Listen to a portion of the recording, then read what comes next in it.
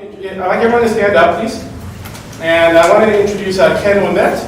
He's a UC Davis grad. He has a PhD in chemical engineering, so you can call him Dr. Ouimet. He founded Chimetrics, which was acquired by SCP, and he currently is co-founder of Engage3, which actually has received 20 patents and 12 million funding, and actually has made the list of Inc. magazine's fastest growing companies. So with that, please give him a big round of applause.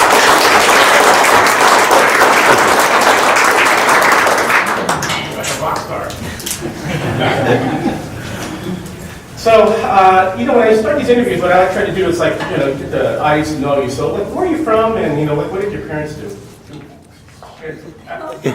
So yeah, I grew up in Toronto, and my parents started a small business there collecting competitive pricing.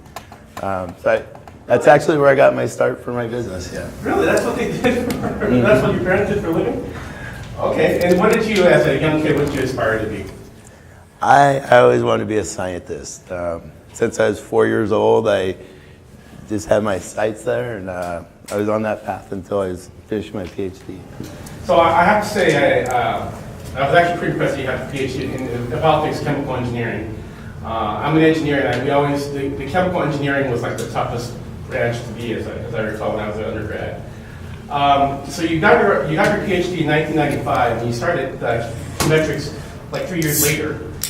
And it was like, that's totally different. So how did that come about? Yeah, well, it relates to my parents' business. So my dad saw all the managers going across the stores collecting each other's prices. So he thought, why don't I just collect that data and sell it to them? So as little kids in a small family business, my brother and I were traveling across the country with my dad, going into stores and writing down prices. Really? So you would actually have a notepad and say... Yeah, it was the 1970s. We had a pad and paper and manual typewriter to type up the reports, and that was the data business in the 70s. Did they ever run after you and what are you doing? I had a lot of people talk about child labor. Child labor. Or did the business chase you out, for... Yeah, we got kicked out. We got kicked out a lot. Walmart's loved to kick us out. Okay, see some of the pad and paper coming brands, that's not a good thing. So tell me, what is Chimetrics? What do they do? So Chimetrics was my first company we started, and my brother and I got the idea. I was finishing my PhD in physics, and my friends were going to Wall Street to model the financial markets. And I started thinking about the family business, and why not apply physics to the retail markets? So we started Chimetrics in the 90s. We raised venture money to help retailers optimize their prices. So you didn't do anything with your chemical engineering degree? No, that was my chemical engineering degree. I know, but you didn't...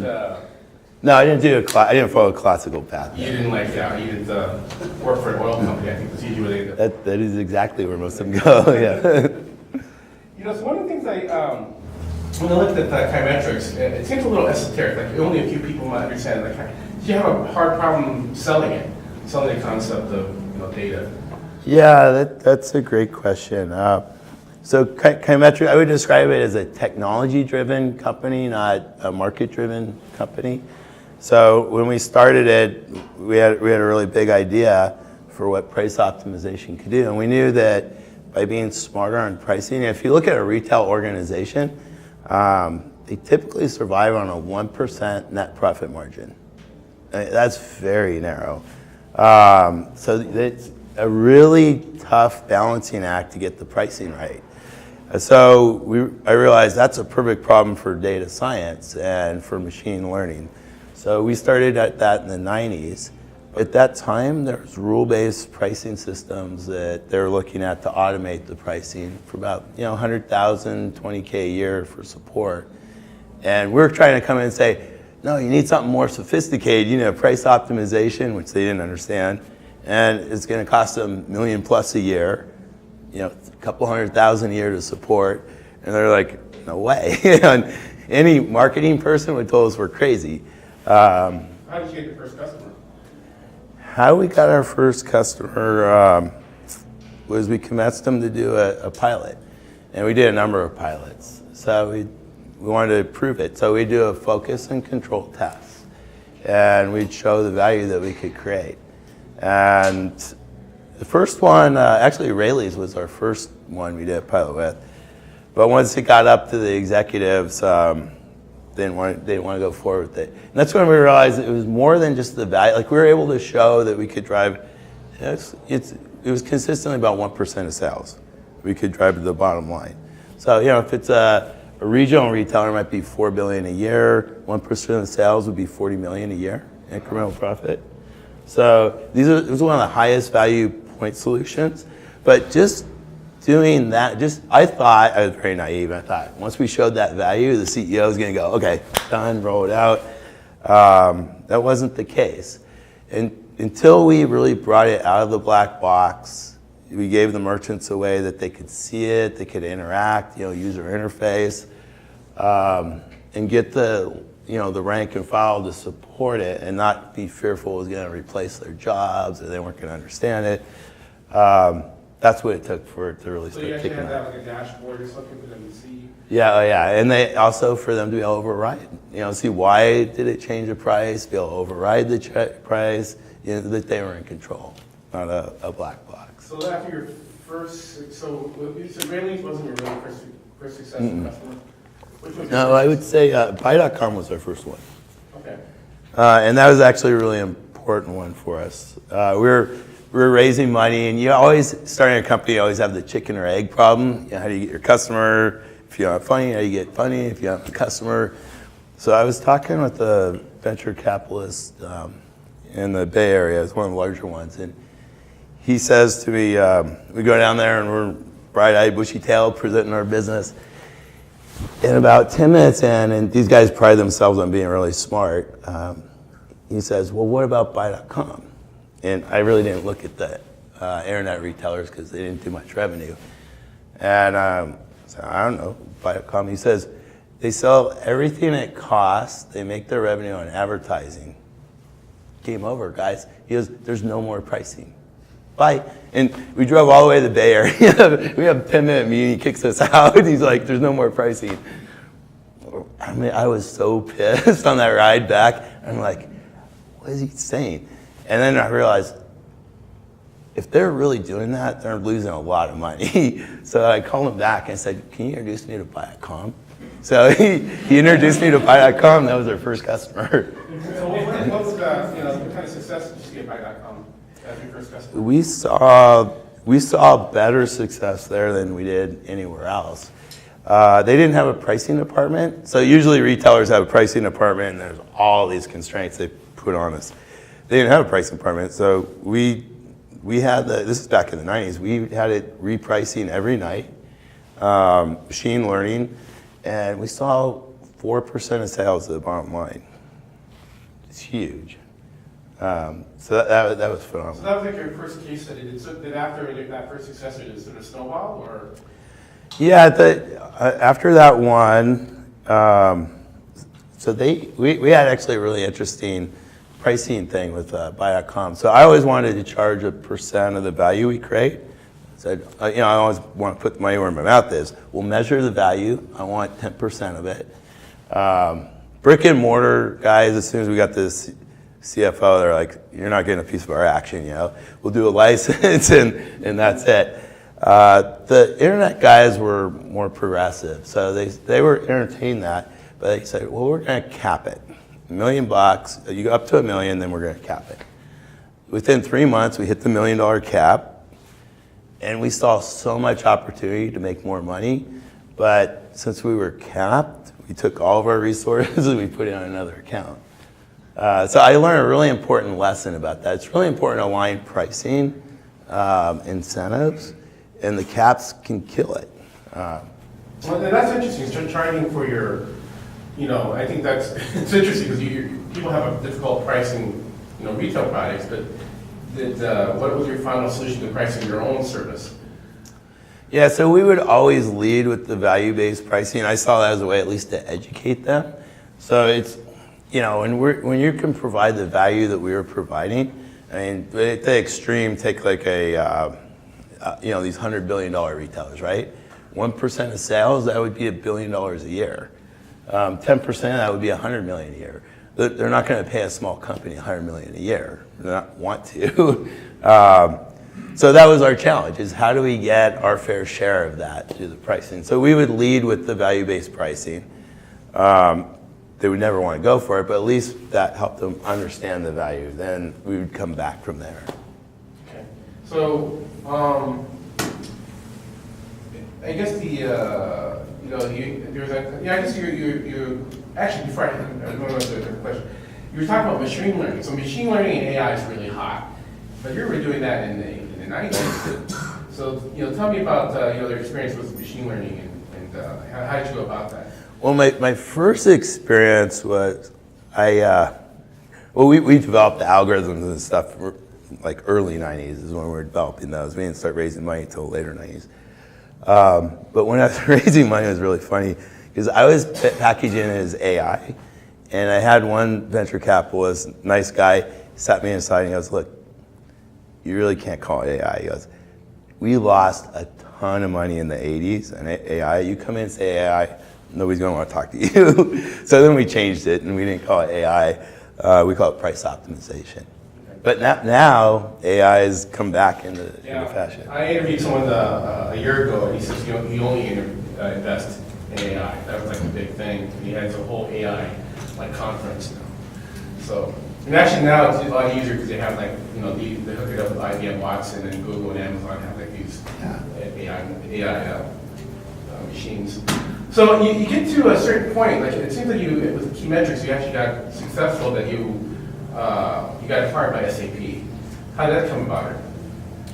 Yeah, so we did really good with Keymetrics. It was Inc. magazine top 20 fastest growing companies a couple years in a row. Then we got acquisitions. There's a lot of luck too and timing.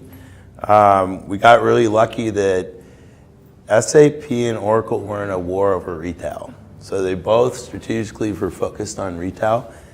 And Oracle had just won 2 deals.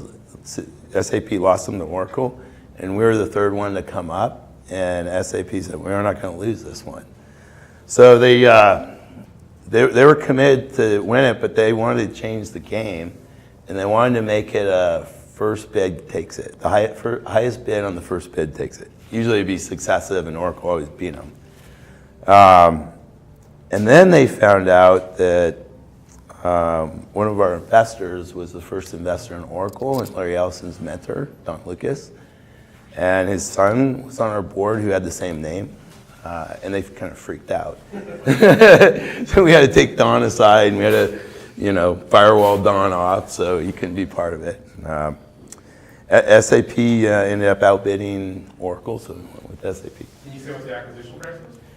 It was close to $200 million. Wow.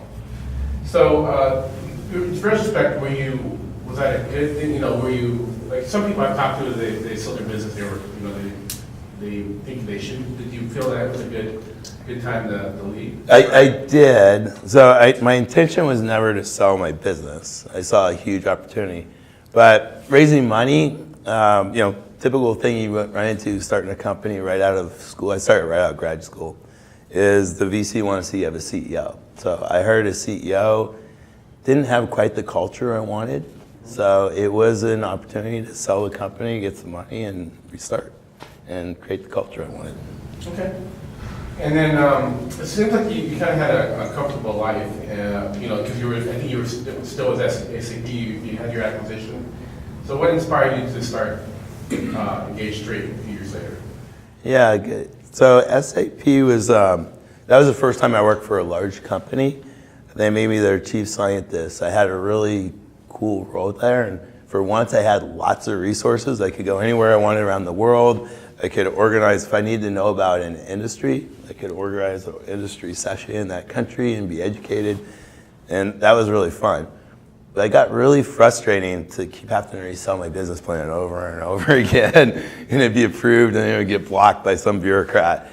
And I went, no, I want to do something. So finally, and we saw the mobile phone coming on. We knew that was going to reinvent pricing.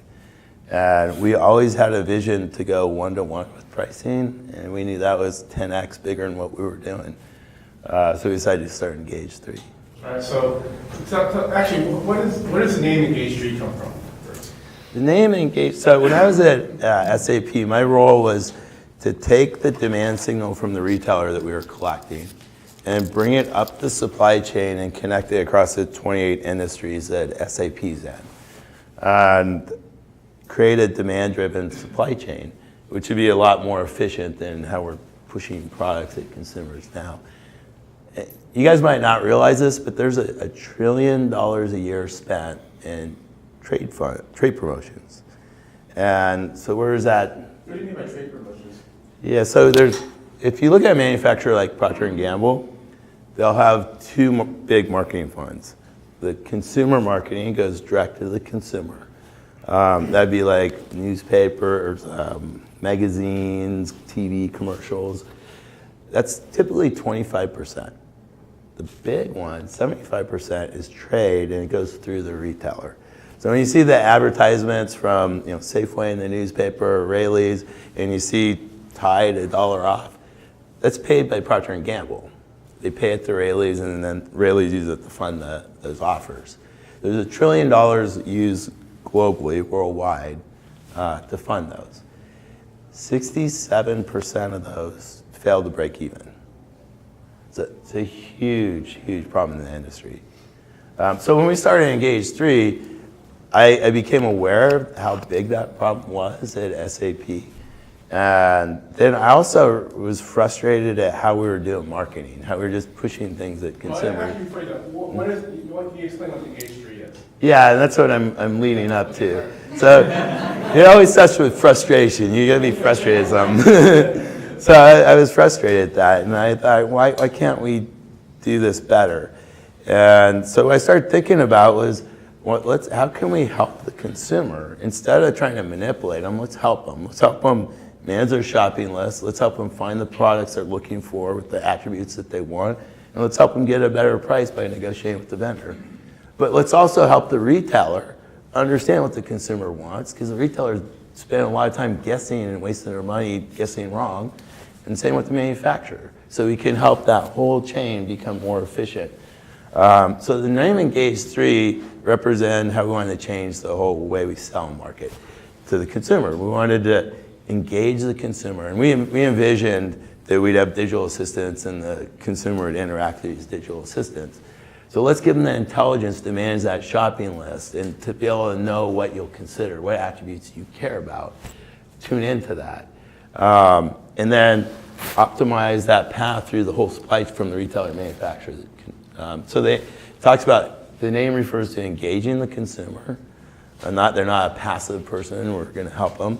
And then we're gonna connect it, the 3 refers to consumer, retailer, manufacturer, a win-win-win through the supply chain. Okay. And then the other part is, okay. And I have and you have sales reps, so how do you sell this product to, what was your sales pitch? And yeah, so the sales pitch, my sales guys at Kaimetrics used to tell me all the time, I dream about having a simple job where I could just go like build a fence or something, and not have to sell this really complex software.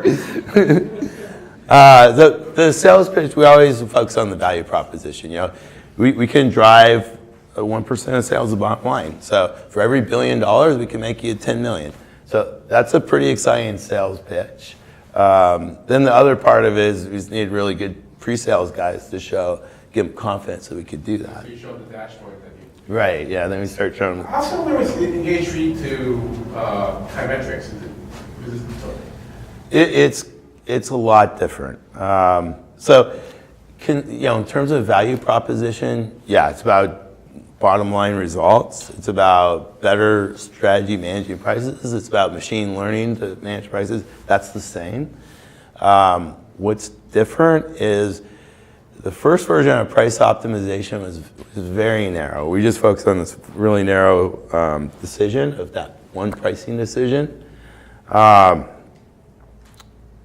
what we realized is that there's this broader network we need to plan to really make it work.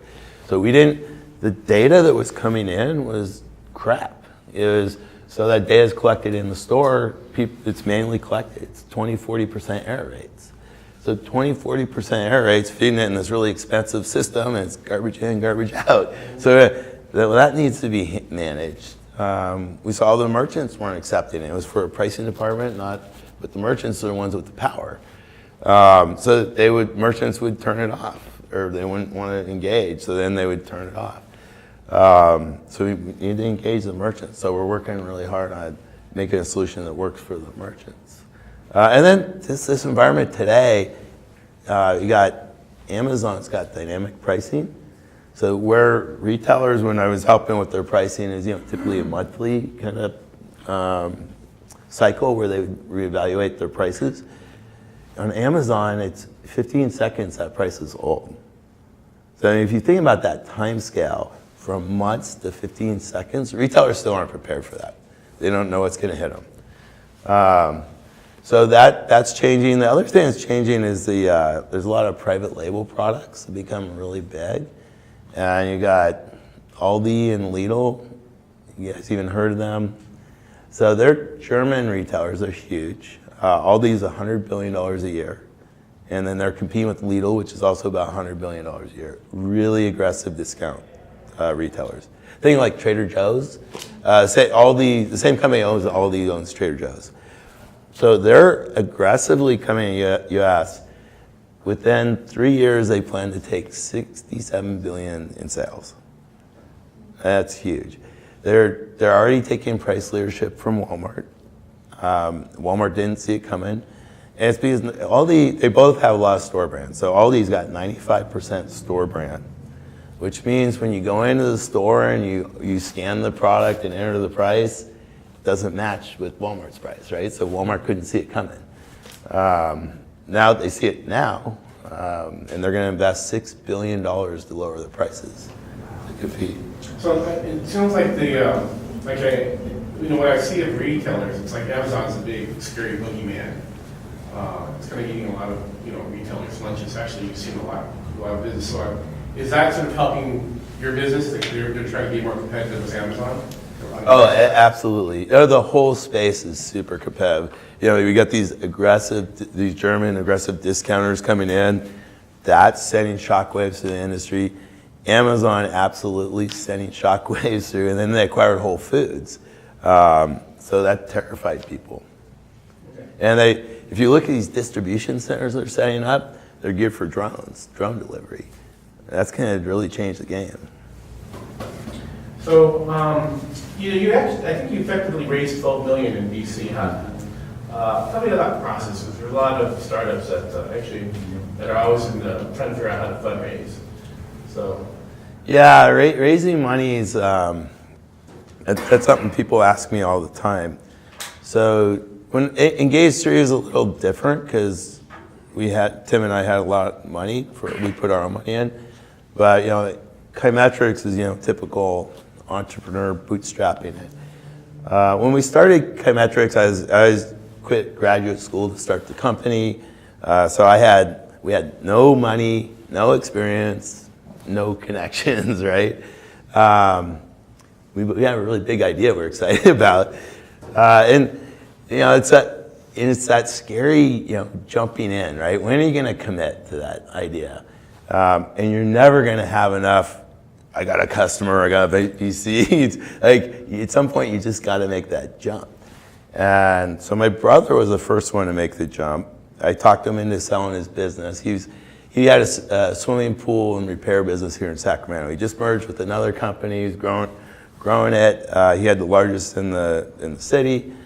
And I talked him into selling. We were both really excited. So he sold that, and I wrote this equation on a napkin. I go, just implement this, you'll make a lot of money. And I was a little naive on how much work it would be. He says, then he got me back, as we always do. So he says, hey, I got this great speaking spot. I was still in graduate school. He goes, I got this great speaking spot. It's for a professional pricing site in Chicago. And I knew we had to do it, right? That was exactly what we needed to do. I said, okay, I'll do it. I was painfully shy. I had never done public speaking. I'd spend my days in my office, as a graduate student with equations and my computer, and that was it. And now I'm going to talk to pricing professionals who I've never talked to before, and I'm going to present to them. And they're paying $1,000 a head to come watch me talk. So that was a little bit of pressure. So we went, and I was feeling really nervous about these guys, all these executives paying $1,000 a piece. And Kmart at the time was really big. There's VPs from Kmart, Rite Aid, Walgreens, Wegmans. But we got a standing ovation in that. And that gave us the incentive to know, oh, we're on the right path. So that was before Chimetrics started? That's what gave us we were starting Chimetrics. Oh, okay, that was told us that we really launched it. But that commitment's really important, and we kind of pulled each other in through that. So I think I was reading through your website, you have like 20 patents. Engage3 has 20 patents. Has that, I've talked to, you feel that getting patents helpful, or is it just more of a marketing thing, or just in your mind? Well, patents is a really interesting question right now. So at Chimetrics, I did over 20 patents there. And what we always had, we were a very innovative company. So we go and then people follow. And so we use patents to protect ourselves. If we have something that we feel people are going to follow, we're going to put a patent down. So, looking back at Engage3 and Chimetrics, if you think of what was your oh crap mistake that that you had that you eventually had to recover. But can you talk about what was your big oh my god, this almost killed us? Yeah, I can tell. One comes to mind, top of my oh god. We had a board meeting. I remember this very clearly, where we realized that we had a financing that fell through. So we were going to raise $10 million. Very confident it was going to come through, and last minute it didn't. And we always had a contingency plan. We had a contingency, but that fell through too. So then we were really scared. And I had to tell the board, I go, look, if we shut the company down right now, we don't have enough money to pay people's PTO, which is you're legally obliged to. And one of the board members on a public company, he's like, well, we can't take that risk. So I had an order to close the company in 2 days. And so we announced that to everybody. That was an oh shit moment. And then Ed and a couple other, Helena and Noop came to me, and they had a plan. And they said, we think we can do this. We don't know, but we think we can do it with these people, 12 people. And they were willing to step up and try and take reduced salaries. So then that was one piece. Now we had a few other things we had to do. So we were talking to Whole Foods, and we needed them to sign up. If they didn't sign up, it wasn't going to work. So what does a big company do when they're going to make an acquisition? They want to see your books. So they said, don't look at our books. You're not going to like what you see. But if you guys don't prepay, we can't work with you. They stepped up and prepaid. They're really good people that we're working with over there. So they prepaid for your service? They prepaid the year. And then I had to go back to all my vendors and get them to agree to allow us to, we couldn't pay the vendors, right? So I agreed to let us pay over time. And then we had to go to our employees. We just laid off 2/3. We couldn't pay their PTO. I said, look, can we pay out your PTO over time? And everybody went along except one employee didn't. And we had enough money to pay him off and get him out of the way. But everybody else supported us through that. And then as we got funding, then we were able to bring other people that we laid off back on. We got a bunch of people back on from that. So was it difficulties because you were focused on the consumer market, and then you had to pivot back to retail? Yeah, and it was the funding falling through, right? Yeah. So we were still in the consumer market. We had a $10 million round that we thought we were going to close, and it didn't go. And then you're in crisis mode. Going into a round, you got to show growth, right? If you're not growing, then the investor might go, I don't know if I want to invest or not. So you always want to show growth, but then you're burning a ton of cash. If it falls through, then it sucks. All right, so that was, so you basically had to do a pivot after that moment, which basically changed your business model, and then you kind of worked back to where you are right now. Yeah, so it actually wasn't much of a change of the business model. So we're focused on that, the whole supply chain, manufacturer, retailer to consumer. We were just leading with the consumer before. Now we're reorienting and saying let's just focus on the retailer. But same technology, same really business model, just different focus on where we entered. So right now, like, what do you see your vision right now for Engage3, like in 5-10 years from now? Yeah, over the next 5-10 years, goal is I would like to create a sustainable company. We see an opportunity I see an opportunity to do what Google did to marketing, to do that to sales. To make sales be more of a service, to make it very interactive, personalized pricing, and understand the attributes that people care about when they're buying a product. Each person's different. So that's where I see it going, and we want to play a role in that. And we're in Davis, and it's been the best location for us. So our hiring model is we hire a lot of people out of the university, super bright people, young, and then we seed it with a few experienced executives to mentor and help grow the talent. Okay. And then with that, I'm going to go ahead and open up a lot of questions to the audience. So, and I know you have a lot of people from your company here today. Yeah, they're not allowed to ask questions. Just the echo. Any other questions? Here you go. What do you think SAC needs to become a tech hub of its own? Yeah, that's a good question. If I go back 25 years ago when we were starting Kaimetrics, I remember going to startup events in Sacramento, downtown Sacramento. It was not like this. It was usually some really fancy place, around the Capitol, and everybody's in suits and ties except for us. And it was usually my brother and I were the only entrepreneurs. Everybody else was either lawyers, accountants. Insurance people. Yeah, insurance people, and they're all trying to sell us stuff. We have no money. And there was no other entrepreneurs, there's no investors. But I think the biggest one is investors. That's the hardest, and that's why we had to leave Sacramento. When I raised money for Kaimetrics, I thought this was the best location because we're close to the Bay Area.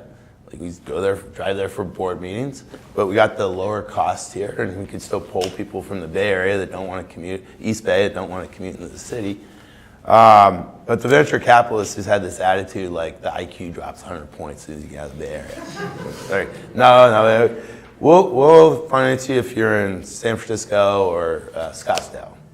So we went to Scottsdale. But now it's different. Like I'm really encouraged by this environment. Ouimet is here. They're now a $60 million fund and growing really quick. And then there's another one. Black Hat Capital. Yeah. So seeing some VC, I think that's the most critical is having VC. And then after that, just people that have been there and done it before and can help other people. We're also seeing a lot of companies just coming here from the Bay Area because it's becoming unsustainable. They just moved their businesses here. That's even better. Yeah. Any other questions? I have one more. Let's see. Well, what advice do you have for someone who's looking to leave the Bay Area and plant roots in SAC? Moving a company or just Moving their career,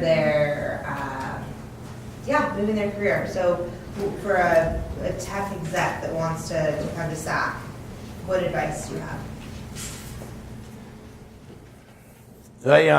The challenging part, like what tech people always look for, is that they can jump to other companies, right?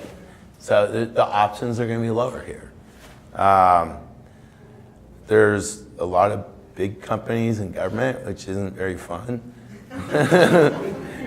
And then there's a startup community that needs people that like startups. So if you enjoy the startup community, I would recommend getting involved with people that are doing stuff and leverage. A lot of time being in the Bay Area and being in that culture is a lot of advantages you can help and help connect people with people in the Bay Area too. You're going to try to get your boss to move here? One day. Any other questions? Okay, back there. It sounds like some of the patent stuff is frustrating. Did you keep some stuff as trade secrets back then, or do you consider now holding more of your IP as a trade secret now, or do you go both? Yeah, that's a great question. So I've always only patented stuff that I thought was kind of obvious. You know, I mean, you don't stand with patents, you're always unobvious, right? But if there was stuff that was really behind the scenes that we don't, only our scientists know, there's no need to patent that. That's a trade secret. But the things that they could easily reverse engineer, those are things that we're going to patent. Stuff in your user interface that they would be seeing, and they would be seeing the numbers go in and out, and they could understand some user interface stuff. That's a good one. Another one can be data structures that might be important. Another one is, we're in the machine learning. Algorithm scalability is huge. So people think just AI, but how does the algorithm work? When you're working with nonlinear algorithms, they don't scale linearly. And that means, if you look at traveling salesman problem, for example, with 100 cities, it's running at whatever, say, it takes you 10 minutes. Then you go to 101 cities, it just went up a factor of like 10. And then you go up again, it's just like it grows exponentially. And we don't have an intuition of that, but the structure of the algorithm can mean the difference. When I was at Chimetrics, we could do on a laptop, we could optimize the whole enterprise on a laptop. Our biggest competitor, they were using supercomputers and they could only do one category. And it's the difference of the algorithm. If they were using generic algorithms, they're going to be really slow versus if you design it for a nonlinear system. So that's a long answer to your question, but I love the algorithms, like finding a way to make them really fast and then patent that. Okay, that's a patent versus a trade secret. To me, that would be more like a trade secret. No, not when there's a lot of brilliant universities. So what would I do if I saw somebody got really good speeds, then I would hire a bunch of university professors at MIT or something to reverse engineer it, right? Okay. Got it. So it'd be reverse engineered. Any more questions? Back there? Yeah, how hard is it for you to find talent, the high-level talent you're looking for, to see the business, and do you have any advice for people that are in the Sac area and don't have a network yet on how to get tapped into the talent pool that's out there? Yeah, so let me contrast that with, when I started Engage3, we started in San Francisco. We had an office right on Market. And the reason that I went there is the talent, right? I wanted to have a good pool of talent to grow from. And then one of my board members, Bob Medeiros, he's the founder of Silicon Valley Bank. He talked to me and goes, I think you should think about Davis. And he gave me this thesis he has, he calls it the Black Diamond, with Stanford, Davis, two ends of the diamond, Berkeley, and UC San Francisco. And he saw all of Sand Hill Road grow up there, and he says, Davis has that same opportunity. He sees it like just lag back in time. The one obstacle is the public university being private versus private, and they're harder to work with, and the IP is harder. Because if we could fix that, this could grow just like Stanford did. It's the #1 egg school in the world. Mars put their chief scientist there on campus and invested $40 million in the university, doing fundamental research. They believe that a lot of other food companies are going to put their research there. So I think that's exciting. But the thing that was really impressed me is how when we were in San Francisco, we were hiring mercenaries. People that just wanted the paycheck. A lot of the developers, the attitude there is, I'm going to get some experience. As soon as I get a few months under his new title, I can jump to another company, get a better title, better pay. And they're just jumping like that. And they're like, that's not what we want to create. We want to create a company where the employees are in it with us, And the learning curve for what we do is 3 years. If somebody cycles out in a year, then we paid all the money and we get no benefit. So we ended up coming here, and it's been phenomenal, like the difference in the people. So we get people that are really solid and have been with us a long time and are building the company. And it's also fun to see people come out of the university and within a few years, they're at senior roles in the company. Just like how fast they just fill that vacuum. And I guess the other point is, so at this point, we haven't had a problem with talent, but we got the university is a great feeder. We will have to consider that as we grow. I don't know if we're gonna have to open up offices in the Bay Area or somewhere else. Any other questions? Back there? I was kind of curious, does your key metrics actually work in different parts of different industries? I'm actually in the cannabis space, and I actually made some software that's similar to yours, but we aggregate information for all the cannabis users. And I wanted to know, is that something that you guys do for retailers? Is it sort of similar, basically? Yeah, we could price cannabis. we price crickets, we do everything. We got a small team, so we're putting together our software. Well, it's already put together. Yeah. But your story is similar to mine right now. Oh, cool. Yeah. So it's pretty interesting. I like what you're doing. Any other questions? All right, so go ahead. What do you think the role of Bitcoin in retail is going to be? I know what I'd like to see it be. No, I really love Bitcoin in terms of the design of it and what they've done with it. And it's really interesting. Like the retailers, if you think about it, 1% net profit margin, that's really tight. Well, they're paying 2% to the credit card companies, right? That's pretty extreme. They hate that. So Bitcoin's this environment that would take that out, frictionless. It clears really quick. I think there's a huge opportunity. All right, so my final question for you, who's your favorite superhero? What's the question? Who's your favorite superhero? No, I never really followed superheroes. All right, well, you're kind of a local hero for us, so we actually made a video game for you. So thank you for coming out this evening, game show. So it only works on Android, but thank you for coming out and thanks for speaking.